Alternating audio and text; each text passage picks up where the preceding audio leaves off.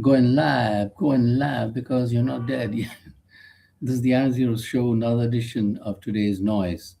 And what do we have in today's noise? Well, New York is always a place of dynamic spectacles, and the day caught my eye with a young couple, Russian couple, that too, who scaled the 1,454 feet Empire State Building without any lifelines or uh, safety net or whatever. They went right up on top of the antenna of the Empire State Building, where they unfurled a flag that read that the power of love is more important than the love of power, and then there would only be peace in the world. And then they came down, and if I had been there, I would have definitely fallen down all the way. Uh, I don't know how people can't be scared of such extreme heights, is what I would call it, but both were very good. They came down, and then at the bottom shelf, so to speak, the man proposed to the woman, I guess marriage, and the New York news helicopters were flying overhead. And one of those news people said that there are two geniuses that have gone up there. And as they came into the building, then from the top, they had the New York police waiting for them to handcuff them and take them away, and they were charged with this and that. But isn't it incredible that some people have an incredible sense of balance? I also remember earlier there was some American fellow who went up the highest building. I can't remember where it was, in France, I think, or someplace, just totally barehanded, nothing else. No safety net, no nothing. So these people are very sure of their footholding. You on the 1400 height, and if you miss a step, then down you go, and you have nothing there. I didn't see any ropes or anything holding them on or whatever. So quite amazing. And that was the opening New York story, so to say the least. Of course, the day is filled with other stories, which are more of the usual boring kind in the time of the Orange Man. And it seems the Orange Man has made billions during his time now at the head of head of affairs there in the House of White. So bully for him. And of course, the people who matter have said that he's absolutely corrupt, he's a crook, and he's a loser. One such person was his predecessor, Joe Biden, whom he has called Sleepy Joe. And Sleepy Joe was not so sleepy. So he had a lot to say about Mr. Orange Man, which was not complimentary. That's all I can say. What can we say when you are so popular? The world wants to send you its blessings, so to speak. And it seems that in 1 year, I believe, or 2 years, 1 year, he has made more than 2 billion or whatever of his crypto scams and all the other stuff. And presently, he's boarding a brand new plane gifted by the country of Qatar. Imagine you're the leader of the richest country in the world, and you're boarding a plane which has actually been made for another country. Basically, sounds so weird to me. No doubt it's a Boeing aircraft or whatever, but very weird for me, and that too for a head of state.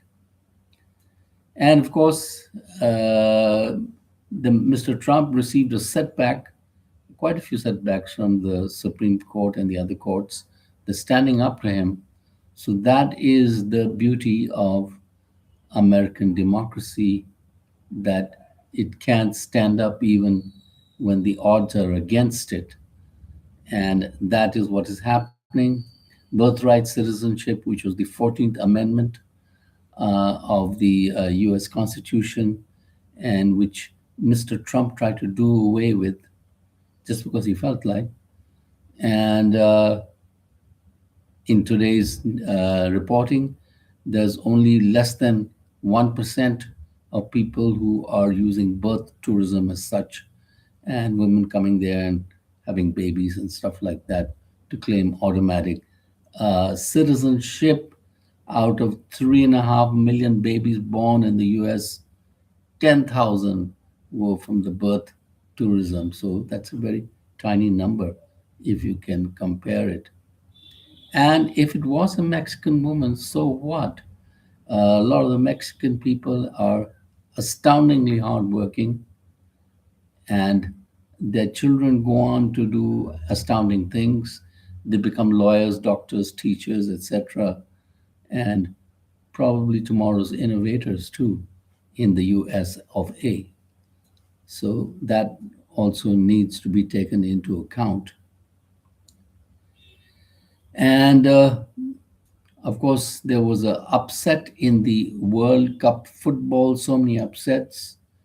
The South American tiny country of Paraguay knocked out the German powerhouse, and in the penalty kicks, I think it was 4-3 or something like that, they made it through. And the same was the case of Morocco, who got through and defeated Netherlands, another football powerhouse, and they defeated them by 3-2, penalty kick, etc. USA has defeated Bosnia Herzegovina, and so they are in the final of the knockout. And tomorrow, I think it is Argentina versus Cabo Verde, the secret darling of the World Cup crowd. So we will see how Cabo Verde handles Lionel Messi and his stellar performance all over the place. So the World Cup is very exciting, no doubt. But I will again bore you by saying that two of the most populated countries on the earth are not represented there, and they should be, India and China, even if they were eliminated in the early rounds. Not to be invited at all and not to participate at all is really not cool. You're losing out. Because how can you say maybe the Indians would have beaten Argentina? You never know, or Germany for that matter. Anyway, it is what it is. And we are having just now a state visit by Prime Minister Sanae Takashi of Japan, one of the few lady prime ministers, and she's come for economic cooperation and economic security. And maybe it's a good point where the Indians can take over and prove to the Japanese that they can be a trustworthy manufacturing hub and replace China, with whom the Japanese are not having too much of a good time just now uh, because of all the belligerent noises that are coming out of China. So it would be a win win situation for the Indians, but the Indian manufacturing base has to step up to the quality that is demanded by the Japanese manufacturing companies, etc. In that, there could be a golden opportunity for India to leap forward and do the Chinese leap forward. Instead, we won't take 20 years. If we could do it in 10 years, that would be good, and if not, great.